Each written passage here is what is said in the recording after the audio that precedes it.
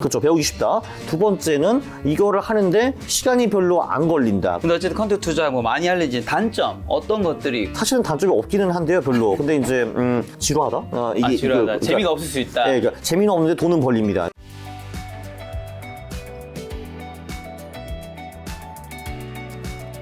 오늘 책은 컨텐츠 투자 무작정 따라하기 편입니다. 자, 저자님이 이제 출연하신 지 벌써 몇 개월 됐는데 네네네. 그 사이에 이제 증시가 네. 굉장히 안 좋아졌잖아요. 맞아요. 한때는 증시가 3,000대일 때도 있었더라고요.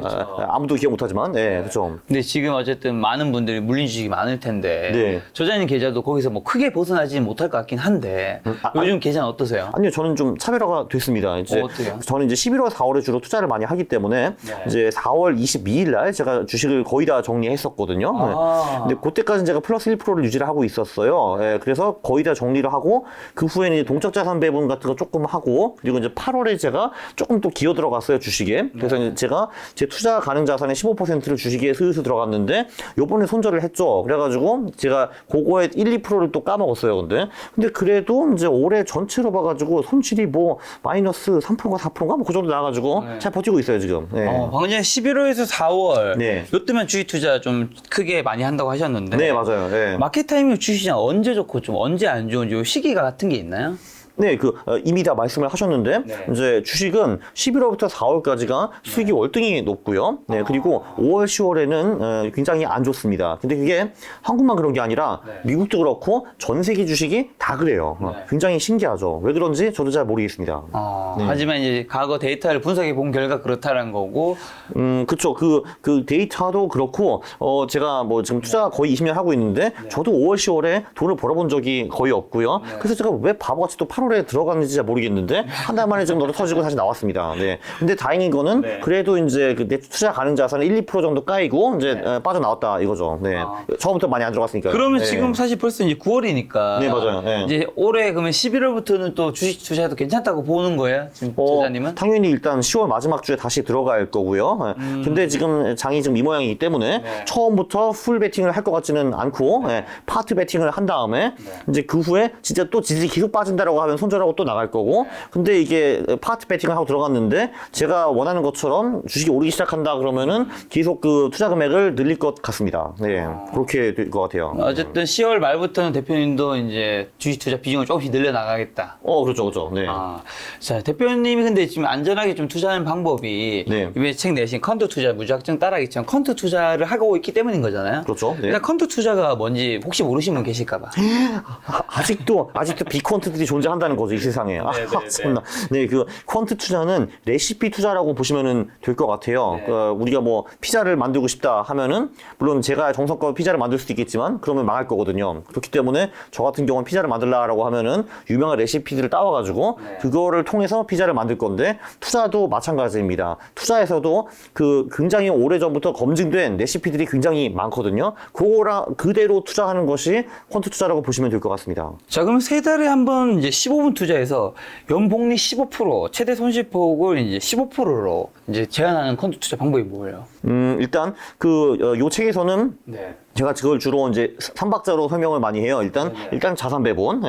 자산 배분이라는 거는 여기서 주식, 채권, 그리고 실물 자산에 그 자산을 배분하는 행위를 말을 하고요. 사실 이제 그거만 잘 해도 사실 그 MDD, 그러니까 최대 손실이 15% 이하로 떨어집니다. 네. 근데 거기서 이제 11월, 4월에는 주식 비중을 조금 더 높이고 5월, 10월에는 조금 더 낮추고 이런 식으로 하면은 또 조금 더 이제 성과가 개선이 되고요. 그리고 맨 마지막으로 그럼 그 주식을 어디다가 투자를 할 것인가? 물론 ETF에 간단하게 투자하는 방법도 있지만 그것보다는 퀀트 투자를 해가지고 수익을 좀 더 극대화하는 방법이 분명히 존재합니다. 그게 말씀하신 게 지금 투자로 돈 버는 세 가지 방법 책에 나와 있는 게 자산 배분과 마켓 타이밍, 종목 선정. 네, 그렇습니다. 네. 이거 지금 같이 말씀해 주신 거죠. 네. 자, 그럼 자산 배분은 네. 일단 왜 해야 될까요? 왜 해야 하는가? 아마 올해 느끼셨겠지만 주식에만 투자를 하면은 손실이 커질 수 있다라는 게 가장 큰 문제인 것 같습니다. 많은 분들이 느꼈겠죠. 그렇죠. 특히 올해 많이 느끼셨을 것 같아요. 작년만 해도 이런 말 하면 사람들이 안 듣거든요. 근데 올해는 주식이 이거밖에 없잖아요. 이거밖에 없으니까. 근데 그러면은 주식이 쭉 할 때 나는 어떻게 내 포트폴리오를 방어할 수 있는가? 이제 방법을 한번 살펴보면은 주식과 다른 자산군에 투자를 해야 된다라는 게 핵심입니다. 그래서 그 세상에는 따로 노는 자산군이 3개가 있어요. 주식, 채권, 그리고 실물 자산 이렇게 있거든요. 자, 그리고 여기서도 또 중요한 포인트가 뭐냐 하면은 그거를 투자를 할 때 원화 자산에만 투자는 안 되고 달러 자산도 같이 투자를 해야 된다라는 겁니다. 왜냐면 올해 유일하게 오른 자산이 사실 거의 달러밖에 없어요. 올해 같은 달러 경우는. 너무 많이 올랐어요. 그렇죠. 근데 우리가 예를 들면은 주식과 채권 뭐 이런 거를 할 때 한국 그리고 미국에 나눠서 투자를 했다라고 하면은 주식과 채권이 흘러내린다 하더라도 달러가 그거를 상당 부분 방어를 할 수가 있거든요. 그래서 이제 그 자산 배분에 들어가는 거는 그 주식, 채권, 실물 자산도 있지만 원화와 달러 자산에 분산 투자하는 것도 같이 들어갑니다. 보통 이렇게 투자를 하면은 최악의 순간이 온다 하더라도 제가 15%라고 써기 썼는데 솔직히 10% 잃기도 어려워요. 예. 자산 배분의 핵심 말씀해 주셨는데 책에서는 장기 우상향 자산, 상단성 낮은 자산, 예. 자산 군별 변동성. 네. 여기서 뭐 설명 안 한 거 하나 정도 있을까요? 일단은 그 중요한 거는 우리가 자산 배분을 할 때 이제 장기적으로 오르는 자산에 투자를 해야겠죠. 그쵸. 네, 그럼 그게 이제 무엇인가 하고 보면은 일단 저는 주식은 장기적으로 계속 우상향할 거라고 보기는 봅니다. 왜냐면 사실 그 이 지구인 중에서 한 절반 이상은 기업에서 일을 하고 있고 하루 8시간 동안에 어떻게 돈을 벌지 궁리를 하거나 실제로 뛰어다니면서 돈을 벌거든요. 이렇게 하면서 생산성도 늘어나고 기업의 이익도 점점 늘어날 수밖에 없다라고 보거든요. 그래서 주식은 영원히 오를 것이다라는 게 제 생각이고요. 그 채권이라는 것도 사실 기본적으로 사람이 돈을 빌려주면은 빌려준 것보다 더 많이 받아야 되는 게 사실 이치잖아요. 근데 그래서 채권도 장기적으로 오를 수밖에 없다. 네, 그리고 실물 자산, 뭐 부동산 같은 것도 그렇고 금이나 뭐 원자재 이런 것들도 화폐량이 쭉쭉 늘어나면서 결국은 이제 걔네들의 가격도 올라갈 수밖에 없다라는 게 제 생각이고요. 그래서 이런 애들은 장기적으로 우상향하는 자산이다라고 생각을 하고 비트코인이나 그 암호화폐는 저는 아직 잘 모르겠다라는 겁니다. 저는 왜 얘가 그 장기적으로 우상향해야 되는 건지 근거를 모르겠거든요. 그래서 얘네들은 제 자산 배분에는 들어가 있지 않습니다. 네. 그러나 그 암호화폐는 트레이딩 해가지고 돈 벌기는 좋은 수단이라고 저는 생각을 해요. 네. 이거 뭐 근데 그건 딴 얘기고. 그래서 그 정도가 우상향하는 자산이다라고 생각을 하고. 그리고 아마 그 상관성에 대해서는 조금 전에 제가 얘기를 좀 이미 했죠. 한마디로 얘네들이 주식이 있고 채권이 있고 실물 자산이 있는데 얘네들이 그 하나가 올라갈 때 다 같이 따라 올라가는 게 아니라 그러니까 얘가 오를 때 얘는 이쪽으로 가든가 이쪽으로 가든가 해야지 분산 투자가 가능하다는 여기서 거죠. 실물 자산이란 건 뭐 부동산을 말하는 건가요? 저는 책에서 주로 금에 대해서 많이 썼는데 사실은 금, 원자재, 부동산 이렇게 이제 보시면 될 것 같아요. 근데 이 부동산이라는 게 조금 문제가 되는 게 이제 뭐냐 하면은 사실 뭐 금이나 원자재 같은 경우는 ETF 같은 걸 통해서 누구나 투자를 할 수 있잖아요. 근데 부동산이라는 거 사실 그게 좀 어렵죠. 이제 어느 정도 목돈이 필요하고 이제 그렇기 때문에 그래서 그 내용은 제가 이 책에서 뺐습니다. 네. 근데 말씀하신 대로 당연히 부동산도 중요한 실물 자산 중에 하나이죠. 네. 자, 그럼 아까 최대 손실을 15에서 20% 이내로 제한할 수 있는 근거는 이제 자산 배분에 있기 때문이라는 거죠? 그렇죠. 그리고 이게 우리가 그 뇌피셜로 그럴 것이다라고 하면 안 되는 거고, 실제로 우리가 당연히 시뮬레이션을 다 돌려봤죠. 그러니까 우리가 주식과 채권과 실물 자산에 나눠서 투자를 하면은 실제로 과거에 어떤 결과가 있었는가, 이거를 당연히 다 본 거죠. 네. 그리고 그 과거에는 지금 같은 아주 어려운 하락장도 다 포함이 되어 있었고, 상승장도 들어 있었고, 금리가 떨어지는 시기, 오르는 시기, 물가 상승이 심했던 시기, 안 그렇던 시기, 그런 게 모든 게 다 포함이 되어 있기 때문에 이런 식으로 자산 배분을 하면은 미래에도 그 최대 손실이 별로 크지 않을 것이라는 가정을 우리가 하는 거죠. 네. 그럼 조자님 말씀처럼 세 달에 딱 한 번 투자해서 연복리 15% 버는 네. 되게 좋은 투자법이잖아요. 근데 저도 왜 그렇게 생각합니다. 사람들이 네. 펀드 투자 많이 하지 않을까요? 어떻게 보면 굉장히 쉽다고 이제 제자님이 옛날부터 얘기를 해주셨는데 저는 사실 아직도 도대체 왜 비컨트 투자자들이 존재하는지 그 이유를 모르겠거든요. 근데 그래서 나름대로 제가 생각을 해봤죠. 그러니까 이제 제가 나는 비컨트 투자자야. 나는 도대체 무슨 생각을 할까 하면서 이제 역시뮬레이션을 돌려봤거든요. 근데 첫 번째 이런 것 같아요. 일단 컨트라는 단어 자체만 듣고도 도망가는 사람들이 많은 것 같아요. 뭔가 어려워 보이니까 그게 있는 것 같고, 두 번째는 대부분 투자자들은 사실 돈을 벌기 위해서 투자하는 게 아니에요. 제가 보기에는. 네네, 뭘 위해서? 자기 과시 뭐 이런 것도 있는 것 같아요. 내가 경제를 잘 안다 뭐 이런 것도 있는 것 같고, 그리고 또는 도박의 스릴, 한마디로 그 주식을 사고 팔고 하는 행위가 재밌고 엑사이팅 하잖아요. 그거를 위해서 투자하시는 분들도 제가 보기에는 굉장히 많은 것 같고, 그리고 그냥 딴 사람과 어울리기 위해서. 그러니까 이제 내 친구가 테슬라 샀으니까 나도 한번 사봤어. 또는 이제 다 주식 투자하는 것 같아. 그럼 나도 좀 해야지. 뭐 이런 것도 많은 것 같고요. 사실 이 퀀트 투자가 재미나 그런 뭐 스릴은 별로 없는데 그 대신에 돈을 벌 수 있습니다. 네. 근데 대부분 사람들이 돈을 버는 걸 원하는 것 같지도 않고요. 근데 뭐 이런 것도 있는 것 같아요. 이게 사실 되게 쉽거든요, 하면은. 근데 아니 이렇게 쉽게 돈을 벌 수 있는 방법은 존재할 수 없어라고 생각하는 사람도 많은 것 같아요. 예. 그러니까 오히려 역으로 그러니까 이거는 사귈 수밖에 없어라고 생각하는 것 같아요, 제 생각에는. 그러니까 아무리 그렇지 않다는 근거를 제시해줘도 믿지 않아요. 예. 이것도 큰 것 같고, 예. 일단 재미없다는 게 큰 것 같습니다. 예. 그럼 콘트 투자의 목표랑 장단점 뭐라 생각하세요? 목표는 돈 버는 거죠, 당연히. 돈 버는 네, 거고. 돈 버는 건데 이제 그 연봉 수익을 높게 가져가는 게 당연히 첫 번째 목표인데 두 번째 목표는 그 MDD를 줄이는 거죠. 한마디로 그 최악의 순간에 최대 우리가 손실이고. 이제 겪을 수 있는 손실을 제한하는 거. 그 두 개가 당연히 우리의 목표라고 보고요. 개인적으로 저는 후자, 그러니까 MDD를 줄이는 것이 더 중요하다고 생각을 합니다. 장단점은요. 일단 그 장점은 첫 번째 이게 그 조기 축구 하는 사람을 한 달 만에 그 1부 리거로 만들 수 있다라고 하면은 믿으시지 못하시겠죠. 그죠? 그렇죠. 예. 그게 축구, 테니스, 바둑 이런 거는 불가능해요. 왜냐면 그거는 우리가 그냥 매뉴얼을 보거나 책 몇 권 보고 따라할 수가 없어요. 왜냐면 변수가 너무 많기 때문에 투자는 그게 가능합니다. 예. 사실 이게 그냥 진짜 무식하게 주가 지수 ETF만 딱 투자를 해도 프로들 중에서 상위권 10%에 들어갈 수가 있거든요. 그런데 퀀트 투자까지 갖다 붙이면은 그 프로페셔널 투자자 중에서도 상위 1% 무조건 가거든요. 그게 유일하게 가능한 종목이 제가 보기에는 투자인 것 같아요. 그러니까 한마디로 정말 한 달 공부해서 조기 축구하는 사람이 1부 리그 갈 수 있다는 게 첫 번째 장점이고 배우기 쉽다는 거죠. 그렇죠. 배우기 쉽다. 두 번째는 이거를 하는데 시간이 별로 안 걸린다. 그래서 가성비가 쩐다라고 볼 수 있습니다. 왜냐면 성과는 좋고 내가 투입할 시간은 별로 없고 직장인들 바쁘잖아요. 그리고 이제 그 세 번째는 일단 그 내 감정을 그래도 많이 배제할 수 있다. 왜냐하면 투자할 때 결국 우리가 망하는 이유는 야, 이것 때문에 망하는 거잖아요. 심리 사실. 영향을 받죠. 그래서 심리 영향을 좀 덜 받는다. 이제 요게 있는 것 같고요. 그리고 네 번째는 옛날에는 퀀트 투자를 구현하는 게 굉장히 어려웠어요. 근데 요즘은 좋은 소프트웨어들이 나와가지고 그냥 거의 버튼 몇 번 눌리면은 이 백테스트 결과도 나오고 내가 뭐를 사야 되는지 정확히 나오고요. 그 소프트웨어를 어떻게 구현해야 되는가 다 이 책에 나와 있습니다. 네, 그죠? 네. 그렇습니다. 아까 여기 네. 이제 가르치면서 여기에 우리 투자를 망친다 했는데 네. 투자 전과 투자 후에 투자를 망치는 편향 심리 뭐 네. 한 가지씩 투자 전에는 뭐가 있고 투자 후에 뭐가 있을까요?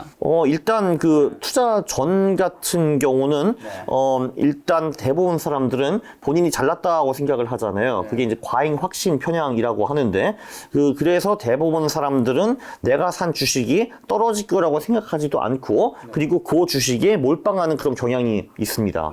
왜냐면은 이 주식이 무조건 오를 거라고 생각하면은 당연히 거기 몰빵하는 게 맞겠죠. 근데 이제 아마 주식을 한 번이라도 해보신 분들은 그게 아닐 경우가 많다라는 걸 아마 아실 겁니다. 그래서 일단 그게 굉장히 위험한 편향이에요. 과잉 확신 편향이. 왜냐면 일단 내가 이 사랑하는 이 주식에 내 돈을 전부 다 몰빵하게 만드니까요. 굉장히 위험천만한 편향이고. 자, 그러면 어쨌든 간에 이 주식에 들어갔잖아요. 그러면은 우리는 사실은 이 주식을 가지고 이제 내려가면은 사실 빨리 손절을 하고 올라가면은 이거를 최대한 오래 보유하는 것이 보통은 좋거든요. 왜냐면 수익은 길게 손실은 짧게이기 때문에. 근데 우리는 손실 회피 편향이라는 것 때문에 얘가 질질 떨어질 때 손절을 못하고 그냥 냅두고 손실이 무한대로 커지게 그냥 냅두는 경우가 많고요. 또 반대로 얘가 수익이 날 경우에는 이게 다시 손실이 날까 무서워가지고 수익 요만큼 찔끔 먹고 파는 경우가 많습니다. 그래서 결국은 반복하면은 수익은 짧게 손실이 길게 가져가는 경우가 대부분이죠. 그게 다 우리의 그 어리석은 두뇌의 편향 때문에 발생하는 아주 비참한 그 사실입니다. 네. 그런 편향 심리를 이제 없앨 수 있는 게 퀀트 투자라고 하는데 물론 이게 퀀트 투자를 이제 해야지 그 편향들이 사라지는 거고요. 물론 퀀트 투자를 하다가 중단에 이제 중도 해제를 하고 이제 우리의 편향에 빠지면 당연히 말썽 도루묵이긴 하죠. 네. 자 그럼 그 퀀트 투자 이제 하려고 해요. 네. 도대체 어떻게 시작하면 될까요? 어떻게 하면 되는가? 일단 우리가 자산 배분을 한다고 해가지고 제가 그냥 조금 애매모호하게 주식도 있고 채권도 있고 실물 자산도 있습니다라고 했잖아요. 근데 이제 요 표에 보시면은 이제 구체적으로 그걸 어떻게 하는가가 나와요. 여기 보시면은 그 주식 비중이 총 35% 그리고 요거를 한국과 미국에 이렇게 나눠서 투자를 했죠. 이렇게. 네, 이렇게 하고 그다음에 이제 금 비중이 15%. 금이 이제 우리의 실물 자산이고요. 그리고 이제 안전 자산이자 우리 채권에 50%가 들어 있는데 이것도 한국, 미국 이렇게 나눠서 투자를 했습니다. 네. 요거를 우리가 이제 한국형 한국형 올레더라고 부르고요. 네. 그래서 이제 이런 식으로만 투자를 하면은 과거에는 보통 한 연봉리 수익이 한 8% 정도 나왔고, 네. 그리고 MDD, 그러니까 이제 최대 손실이 한 7% 정도 나왔어요. 네. 그러니까 한마디로 20년 동안 계속 투자를 했는데 가장 최악의 순간에 깨진 게 7% 정도였어요. 그래서 이제 이런 식으로 이제 먼저 투자를 할 수가 있습니다. 네. 그래서 이게 어떻게 보면 우리의 기본 포트폴리오라고 볼 수가 있고요. 만약 이렇게 하려면 이 ETF 상품을 이렇게 해서 사면 펀드 투자, 올레더를 상품을 내가 가지게 되는 거네요. 그렇죠, 그렇죠. 만약에 우리 돈 1억이라고 하면은 요거에 1,750만 원, 여기 1,750만 원, 이렇게 여기 뭐 1,500만 원, 2,500만 원, 2,500만 원 이렇게 사면 되는 거죠. 네. 그래서 이렇게 하면 되는 건데, 근데 여기서 이제 좀 아쉬운 거는 뭐냐면은 MDD는 굉장히 낮아서 좋은데 그 연봉리 수익이 그렇게 높지 않잖아요, 이게 지금. 이제 우리는 좀 더 벌고 싶잖아요. 좀 더 벌려면 무엇을 하는가라고 할 때 이제 그러면은 그러니까 요런 식으로 해가지고 11월, 4월에는 주식 비중을 조금 더 높이고 5월, 10월은 조금 더 줄이는 이제 이런 식으로 투자를 하면은 우리가 성과를 조금 더 개선을 할 수 있겠죠. 그렇게 하시는 네. 이유는 이제 역사적으로 봤을 때 11월에서 4월이 이제 주식이 좀 천국이었고 네. 5월에서 10월이 이제 주식시장이 좀 지옥이었기 때문에 그에 네. 맞춰서 주식 비중을 늘렸다 줄였다 하는 네. 뭐 그거 말씀하시는 거죠. 그렇습니다. 그리고 왠지 올해도 5월, 10월이 아주 생지옥인 것 같네요, 보니까. 여기는 지옥이라고 할 수도 없고 생지옥이라고 하는 게 맞는 것 같습니다. 올해 같은 경우는. 물론 매해 그런 건 아니었어요. 근데 올해는 확실해요. 네, 그죠? 네. 그러면은 이제 마지막으로 요 한국과 미국 주식을 어디에 투자를 하는가. 한국형 올레더는 이거를 그냥 ETF에 투자를 했거든요. 근데 이제 그거보다는 요거를 퀀트 전략을 통해서 투자하는 것이 조금 더 낫다라고 저는 생각을 합니다. 네. 그러면 우리가 지금까지 한 거는 자산 배분을 세팅을 해놓은 다음에 그 11월, 4월에는 주식 비중을 조금 더 높게 그리고 5월, 10월에는 조금 더 낮게라고 했는데 그러면 그 주식 비중을 어디에 투자할 것인가? 한국형 올레더 같은 경우는 그냥 아주 심플하게 ETF에 투자를 하는 걸로 되어 만들어진 있어요. 상품을 사면 되는 거니까. 그렇죠. 한마디로 주가 지수를 추정하는 상품들이잖아요. 근데 그거보다는 그냥 그 주식 비중을 우리의 퀀트 전략에 투자하는 것이 조금 더 낫다라고 저는 생각을 해요. 그래서 뭐 예를 들면은 이 책 이름을 보다 가지고 무작정 따라하기 성장 가치 전략 뭐 이런 거가 있거든요. 그럼 이제 그게 뭐냐라고 이제 하실 건데 거기는 이제 8개 지표들이 들어갑니다. 가치 지표 4개, 성장 지표 4개 이렇게 들어가는데 가치 지표는 PSR, PGPR, 포어, 퍼 이런 애들이 들어가고 성장 지표는 매출액 증가율, 매출 총이익 증가율, 영업이익 증가율, 그리고 순이익 증가율 요 4개가 들어가거든요. 그래가지고 요 8개 지표가 우수한 기업에 투자를 하는 것이 바로 무작정 따라하기 성장 가치주 전략입니다. 그럼 이제 야 그거를 내가 어떻게 찾아라고 하실 텐데 그거를 지금이 무료인 퀀터스라는 프로그램을 통해서 이제 찾으실 수가 있고요. 이제 그거는 제가 뭐 여기서 말로 하기는 조금 어려운데 책에는 그럼 그 퀀터스를 통해서 이런 종목들을 어떻게 찾을 수 있는지 좀 상세하게 나와 있습니다. 네. 자, 그럼 작가님 책에 쓰신 퀀트 전략 중에 네. 정말 좀 이제 직장인분들 투자 많이 하잖아요. 네. 직장인분들에게 좀 딱 하나만 추천하고 싶은 전략은 뭘까요? 책의 맨 뒷부분에 보면은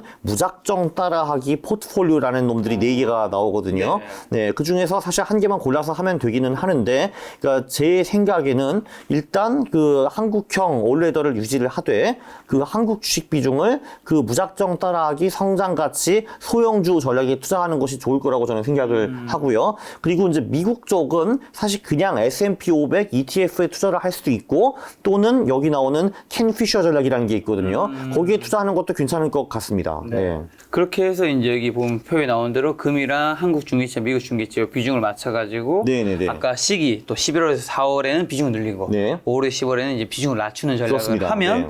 이게 투자가 좀 쉬워진다. 그렇죠. 왜냐하면은 그러면 진짜 3개월에 한 번 정도 투자를 해도 되고 좀 더 게으르면 6개월에 한 번 투자를 해도 되는 거거든요, 이게.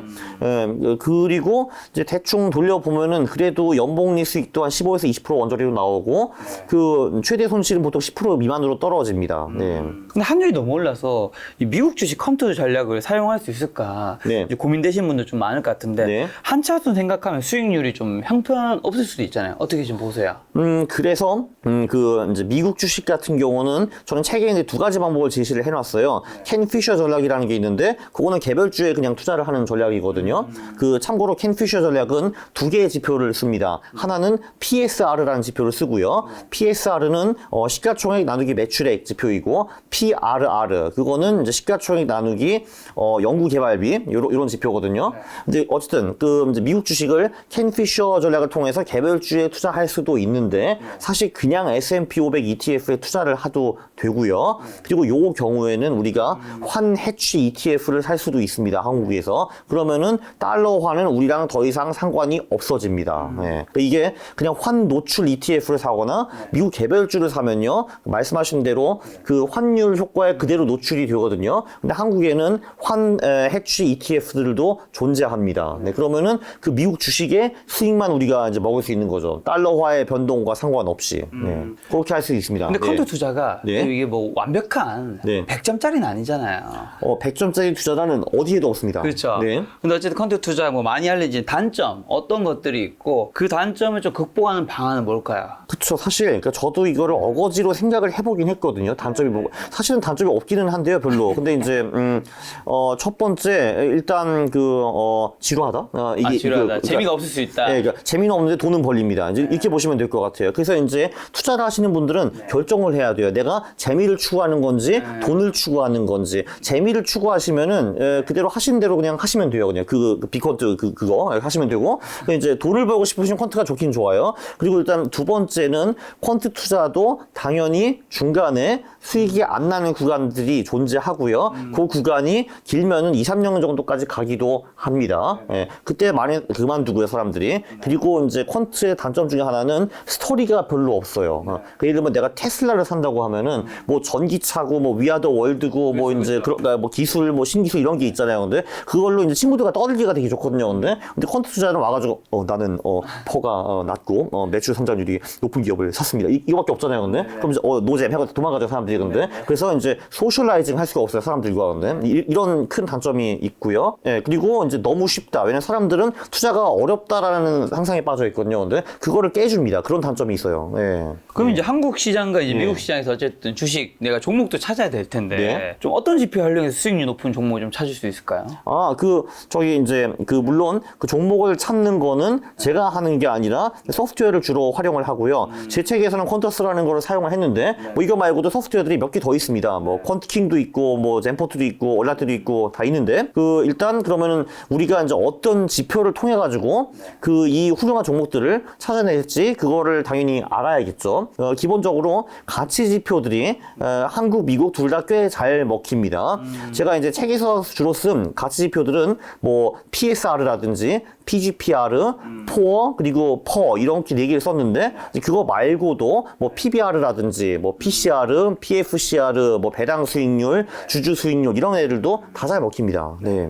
그리고 그 다음에 이제 성장 지표가 있죠. 우리가 뭐 언론이라든지 유튜브 같은 데 보면은 전문가들이 하는 말이 늘 똑같아요. 그냥 하는 소리는 성장하는 기업을 사야 된다. 또는 저평가된 기업을 사야 된다. 또는 성장을 하는데 아직은 저평가된 기업을 사야 된다. 그 말 다 하거든요. 근데 그 말이 다 맞는 말이에요. 그러면 이제 우리는 저평가된 기업들을 어떤 지표로 찾는가, 그걸 제가 좀 전에 말씀을 드렸고요. 성장하는 지표들은 매출액, 매출총이익, 영업이익, 그리고 순이익이 성장하는 기업들이라고 보시면 될 것 같습니다. 그리고 여기서 이제 중요한 거는 이제 퀀트 투자는 소형주에서 훨씬 더 잘 먹히고요. 대형주에서는 좀 덜 잘 먹힙니다. 네. 그래서 소형주 쪽에 훨씬 더 특화되어 있죠. 그러면 이제 퇴직연금요. 네. 한국형 올레드는 좀 어떻게 만들면 좋을까요? 한국형 올레더는요, 퇴직연금에서도 만들 수 있기는 한데, 이게 이제 문제가 뭐냐면은, 퇴직연금에는 ETF 중에서 선물이라는 단어가 들어간 ETF를 살 수가 없습니다. 그래서, 예를 들면은, 금 선물 ETF라는 것이 있거든요. 근데 그게 무슨 위험한 ETF가 아니에요. 그냥 금의 수익을 추종하는 ETF인데, 근데 어떤 또 이제 희한하신 분이 규제를 만들어 놔가지고 그 ETF에 투자를 할 수가 없게 됐습니다. 그래서 다행히도 금 현물 ETF라는 것이 존재를 해요. 그래서 금 선물 ETF는 그걸로 갈아 끼우시면 될 것 같고요. 네, 그리고 미국 채권도 지금 선물 ETF가 있거든요. 그거를 우리가 퇴직연금에서 투자를 할 수가 없는데 대신에 한국 주식의 40% 그리고 미국 채권의 60%를 투자하는 그런 혼합 ETF가 하나 있습니다. 그걸로 갈아 끼우면 될 것 같아요. 네, 그런 방법이 있습니다. 그럼 연금 저축 대신에 펀드 투자가 좀 더 좋은 선택일까요? 우리가 연금 저축을 하는 이유는 세제 혜택 때문이잖아요.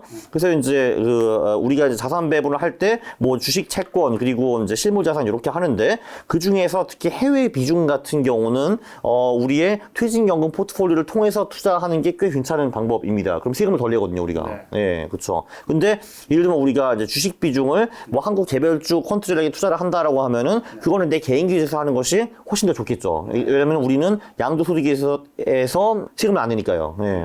근데 아까 전에 이제 그 포트 비중 할 때 뭐 네. 15%, 25% 이렇게 다 분산돼 있잖아요. 네.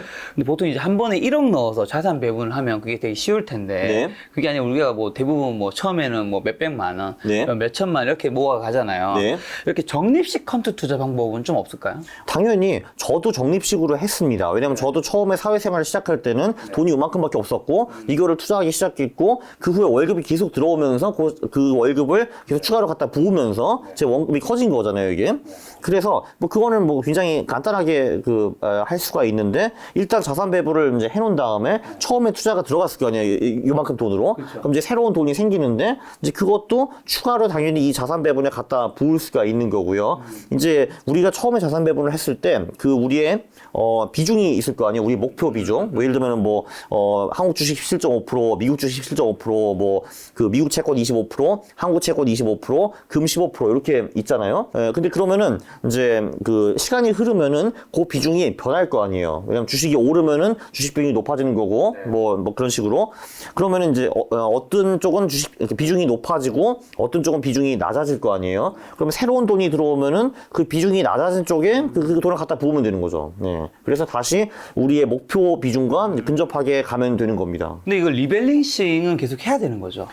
리밸런싱은 주기적으로 좀 확인은 해야 되는 거죠. 왜냐면 예를 들면은 우리의 주식 목표 비중이 35%였는데 근데 갑자기 주식이 엄청 오르고 채권은 막 떨어졌어요. 그럼 그 비중이 갑자기 35%에서 50%로 갈 수도 있는 거잖아요. 그러면 이제 우리 목표 비중보다 너무 높아졌기 때문에 뭐 이거를 좀 팔고 그리고 이제 비중이 너무 낮아진 쪽에 갖다 부어가지고 비중을 좀 맞춰야 되는 건 맞습니다. 네. 리밸런싱 하기가 좀 귀찮을 수 있을 텐데 네. 언제 좀 그 많은 종목을 다 교체할까요? 이거 사실 분기에 한번 해가지고 하는데 시간 진짜 별로 안 걸려요. 1시간이면 끝나요.